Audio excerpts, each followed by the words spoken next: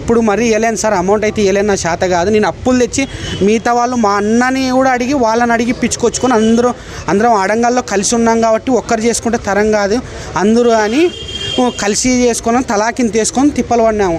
మరి ఇప్పుడు మనకు డబ్బులు ఇస్తేనే చేస్తా అంటే మరి 60,000 అడిగితే నేను 30,000 ఇస్తాను, లేదు 40,000 50,000 అని లాస్ట్కి 35,000 అయితే ఇవి చేస్తాను అంటే 35,000 ఇస్తాను. మరి దాంట్లో 35,000 కానీ ఆ ఫైల్లో ముగ్గురు మా అన్నది ఇంకొకరి అడంగాలో పెట్టలేరు. ఏం సార్ పెట్టలేరు అంటే మరి వెనకొస్తుంది పోయా, మరి వాళ్ళది కూడా అప్లై చేయాలా, అట్టయితే ఎక్కువ ఖర్చు అవుతుంది నీది, ఇంకా వీటికి పాత ఫైల్ కాబట్టి ఇంతే తీసుకుంటున్నాను, లేదంటే 2 లక్షలు ఇన్నే అవుతుంది అని మాట్లాడినాడు. అంటే ఎన్ని సంవత్సరాల నుంచి తిరుగుతున్నాను? 2023 గవర్నమెంట్ నుండి ఇప్పుడు దాకా తిరుగుతున్నాను.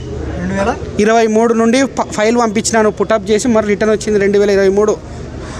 ఆర్డీఓ సార్ గారు సైన్ చేసి పంపించినాడు, మరి రిటర్న్ పంపించినాడు. రిటర్న్ ఆడంగల్స్ ఎంజాయ్మెంట్ స్కెచ్ తీసుకొని రాండి అని 22A లిస్టు తీసుకొని రాండి నాకని ఇచ్చినాడు. వీళ్ళు తీసుకోవలేదు. ఏం సార్ అంటే లేదా అది 22A లిస్టు లేదు, మాది ఉమ్మడి కర్నూలు జిల్లా ఉన్నప్పుడు లేదు, మరి కొత్తగా అప్లై చేసుకో, నువ్వు కొత్తగా అప్లై చేసుకుంటే కొత్తగా అటు చేసుకుంటావు సార్ అంటే నీ ఇష్టం, వాళ్ళు పాతలు తినిపోయినారు, ఎవరు తినిపోయినారు, నాకేం సంబంధం అని మాట్లాడినాడు. అలా ఇందులో ఎంఆర్ఓ గారు కానీ అంటే మీరు సంప్రదించలేదా? మీరు ఎంఆర్ఓ గారే మొత్తము డీటీకి అప్పచెప్పినాడు.